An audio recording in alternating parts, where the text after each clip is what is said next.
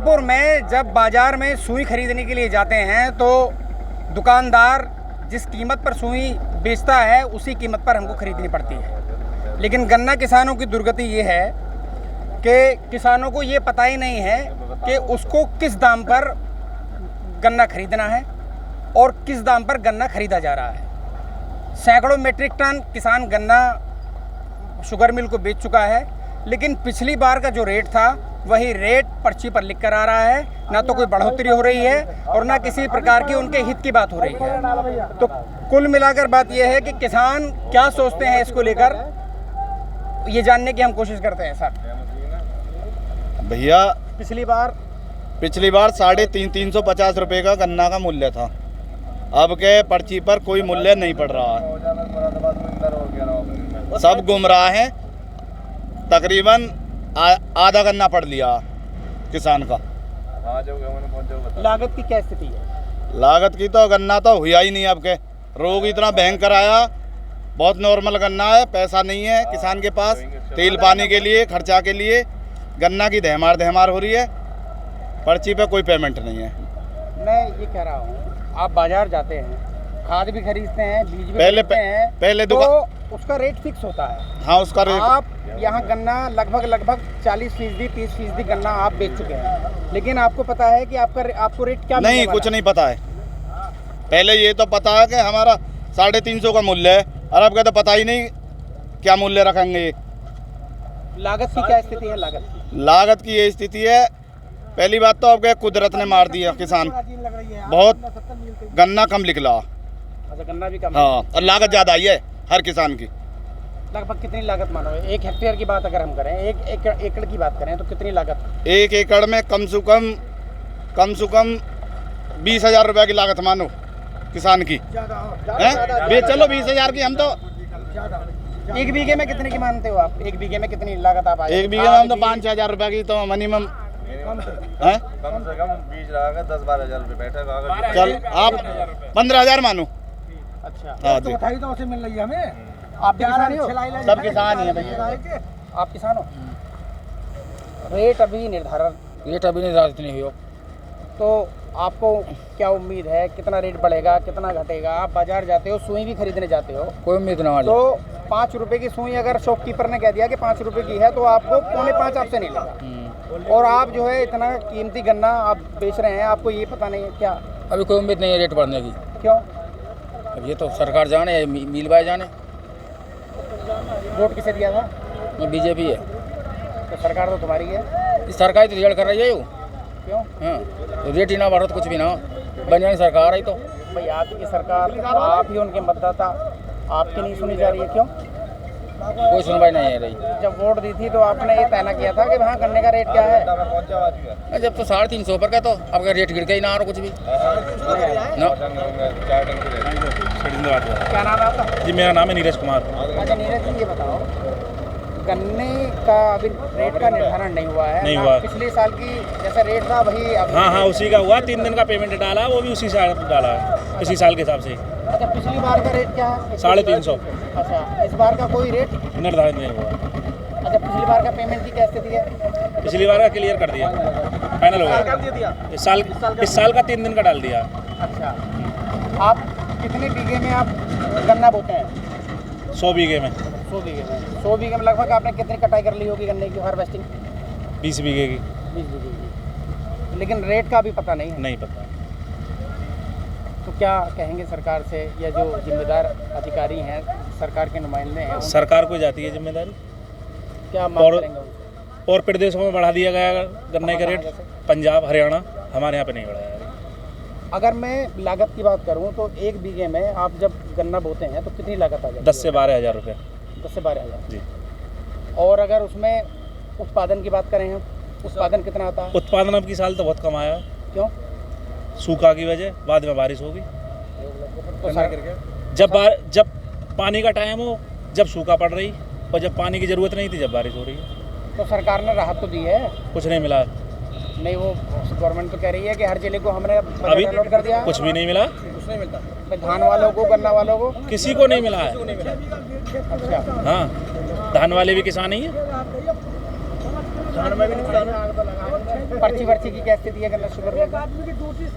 पर्ची की स्थिति तो ये है कि कॉलम के हिसाब से चल रही है, जैसे मिल की डिमांड होती है उसी हिसाब से आगे पर्ची बढ़ जाती है। आपका क्या नाम है?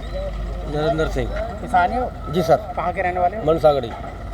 तो नाम क्या है? नरेंद्र सिंह जी, नरेंद्र सिंह नाम बताया। नरेंद्र सिंह जी। अभी रेट निर्धारित ना हुआ है न अभी नहीं हुआ जी। तो कुछ संशय है दिमाग में कि कितना बढ़ेगा, कितना घटेगा, ना घटेगा, ना बढ़ेगा, क्या अरे जी कुछ जांच नहीं पड़ रही। पहले तो बता रहे थे कि 20 रुपये बढ़ गए कि 30 रुपये बढ़ गए, पर लेकिन अभी तो रेट जो ओपन हुआ नहीं है।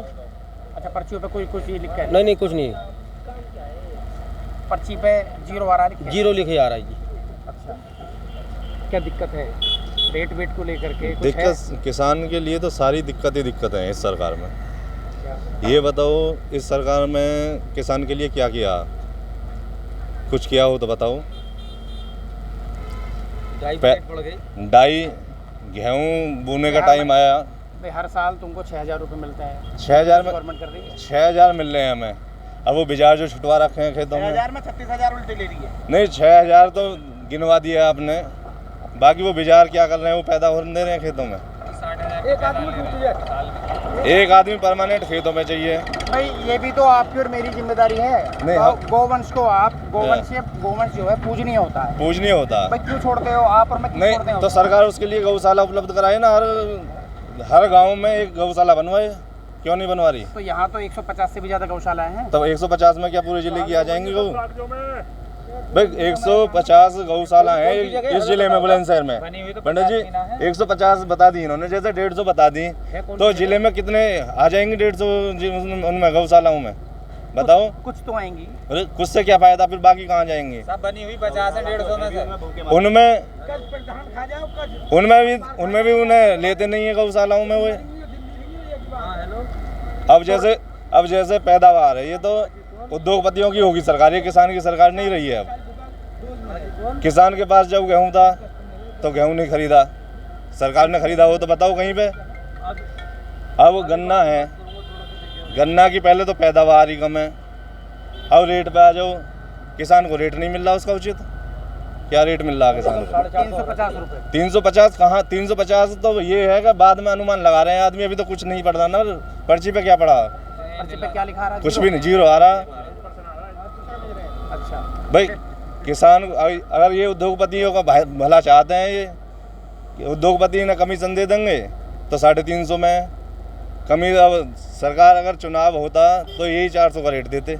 अभी मैं देख रहा था जो आ रही हैं बुग्गियाँ गन्ना लेके, तो उसमें बड़ी काट छाट हो रही है। काट छाट, वो भी तो किसान के ऊपर दबाव है उसका भी। क्या?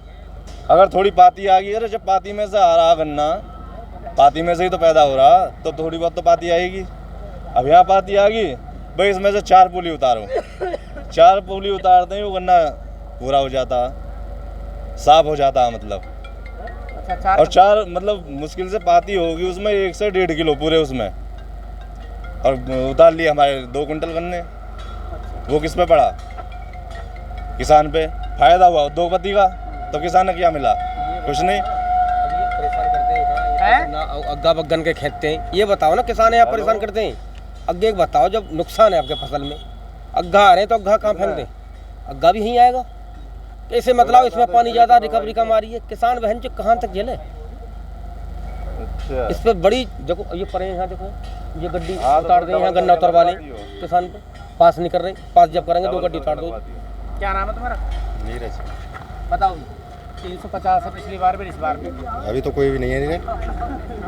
पिछली बार का रेट है? हाँ, क्या पता पिछली बार का भी वो भी रहेगा या और घटा दें। घट भी सकेगा क्या? कोई कुछ भी हो सकता है। जब 0-0 आ रही है पर्ची पे तो कुछ भी हो सके, घट भी सके, बढ़ भी सके। घटेगा नहीं? 350 जरूरी थोड़ी है कि 350। 350 आ गया। 350। अरे मेरे खाते में आ गया। तुम्हारे खाते में आ मतलब 350 रुपये पेमेंट। पर्ची पे इसमें बढ़ा तो नहीं? बढ़ा नहीं है। तो बढ़ना चाहिए कि नहीं? बढ़ना चाहिए। लागत बढ़ी कि नहीं? लागत तो बहुत बड़ी है। तो फिर कितना बढ़ना चाहिए? 450 होना चाहिए। 450। 450। तो ये गन्ना किसान हैं जिनको रेट को लेकर के बहुत ज़्यादा संशय है। अभी कुछ किसान कह रहे हैं कि रेट बढ़ भी सकता है, और कुछ किसानों का तो इतना डर है कि वो ये भी कह रहे हैं कि सरकार का कुछ पता नहीं कि वो रेट घटा भी दे। तो सरकार को किसानों के बारे में सोचना चाहिए, खास करके गन्ना किसानों के बारे में। और ये सोचना उस वक्त और भी लाजमी हो जाता है जब बुलंदशहर जैसी जगह में, ज़िले में 7 की 7 विधानसभा सीटें बुलंदशहर से 7 की 7 विधानसभा सीटें भारतीय जनता पार्टी के खाते में जाती रही हूँ पिछले 2 चुनावों से। शाहनवाज चौधरी, न्यूज़ 24, बुलंदशहर।